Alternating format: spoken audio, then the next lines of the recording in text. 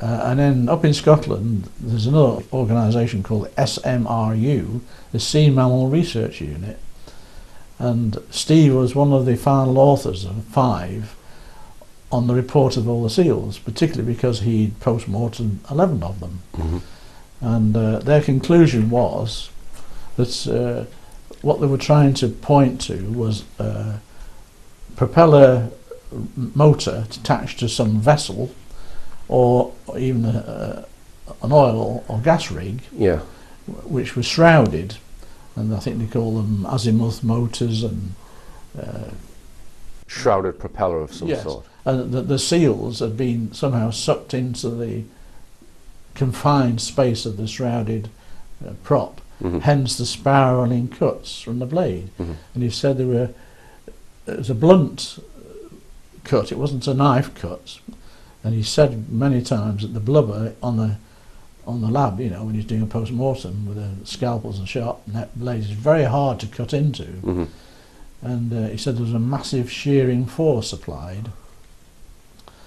But they've never found, despite advertising and contacting people who do dredging, work on rigs or whatever, any vessel that said, well, we've had this problem. In that report, they do list some potential causes, and I don't think they rule them all out, but they say, well, it could be, I don't know, fishermen, it could be, as you say, shrouded propellers, it could be this, it could be that, but that's the one that they put the emphasis on. They say it is very most likely this. Now, you've been in touch with Steve Bexton, extensively, and or quite a lot of email contact, and he's done the post-mortems. Now, from your opinion of speaking to him, does he know what's causing it? No. The photographs I sent him, there was a case on Filey Beach, which I'll mention shortly. I sent him images to look at and make comment on in view of his work on the 11 carcasses he'd done the work on. And he had to say, because it's very difficult to come to a firm decision just looking at photographs. Right.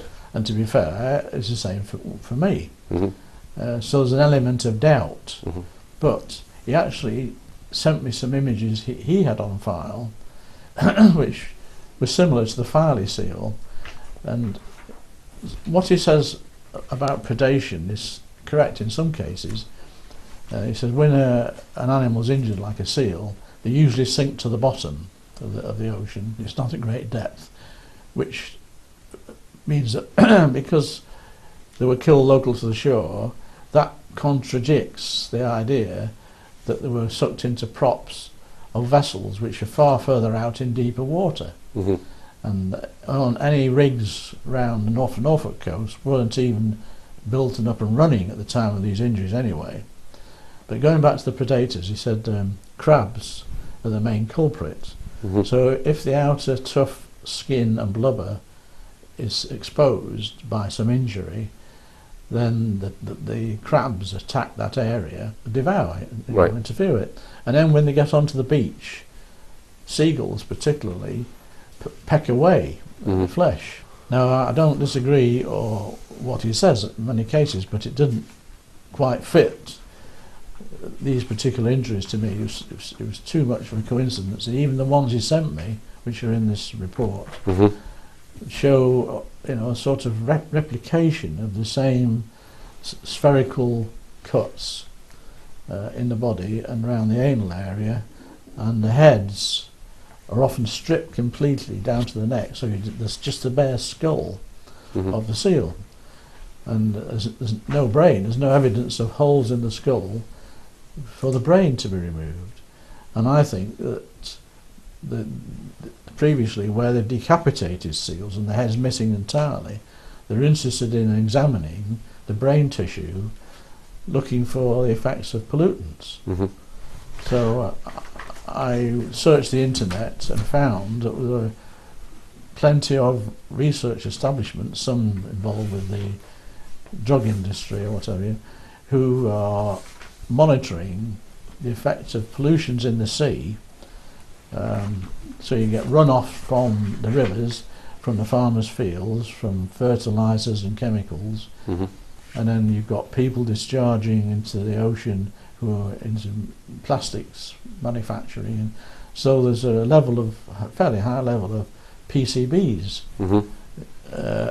And the sea creatures, like shrimps and krill, and then up the chain to seals, the seals are consuming all these fish and animals which are polluted by the polluted water, right, and the chemicals.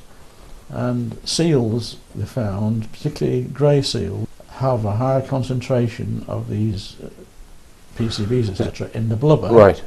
And it's interesting, it's the blubber, the liver, and the brain can be affected. Right. And they live for a long time, seals, like 30 years. So right.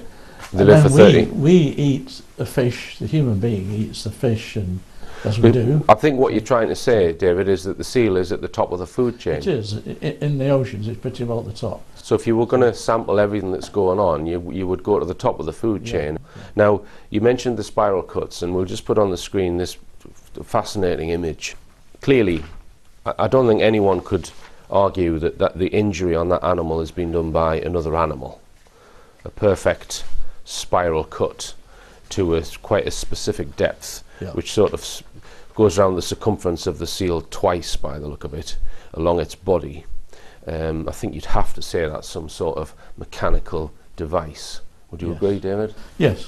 Well, Steve Bexton and people up at the SMRU, which is up in Scotland, they looked at some of the same, and they all mutually agreed that some mechanical device had made those cuts. And you don't think they've come up with, or they've found the thing that's causing it? No, no.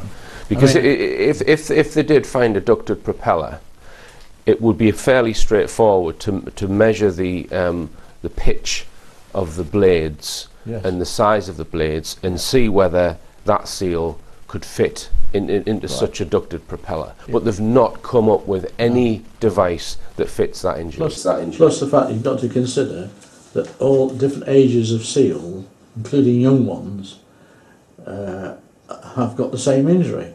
So that would mean that you've got to have a multifarious amount of sizes of these ducted props to fit tightly, to constrain the animal while the blade rotated to if you like, hack out or gouge out the skin and the blubber.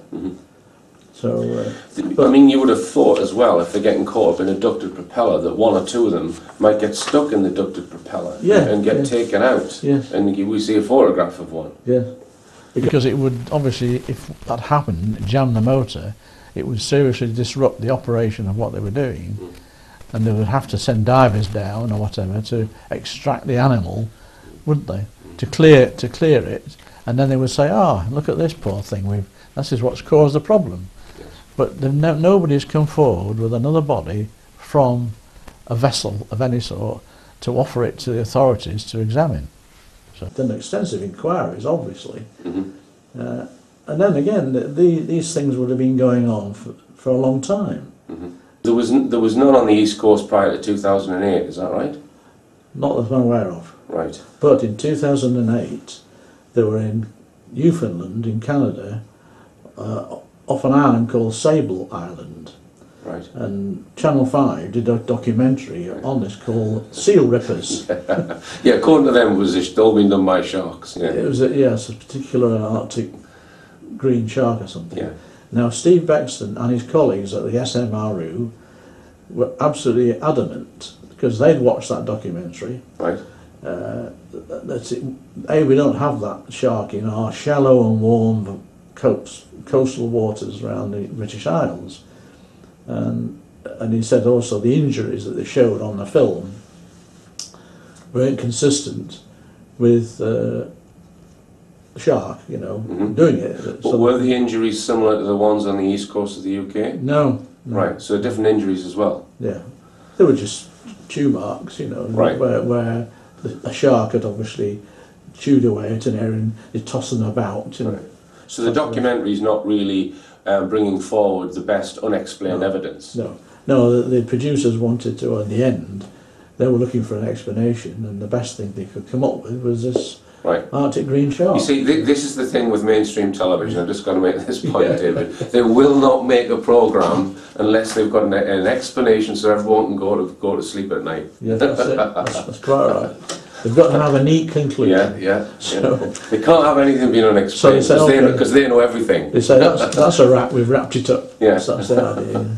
Yeah, So, and it always ends with that conclusion. Yeah, They can't make a programme which doesn't have I'll leave an open-ended question mark. Like what the hell's going on?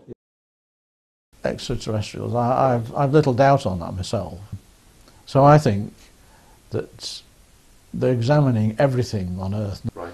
And I think it's important, and I've often thought from way back when I started researching the animal problem, that it was some sort of health check on Earth creatures, which was of concern, I'd like to think, but interest to their agendas of what they're doing with planet Earth and the inhabitants on Earth, including them, of Earth. Yeah, the ecology. And particularly the bad things we've doing to pollute the atmosphere, the water and the land with all our man-made products are having a detrimental effect.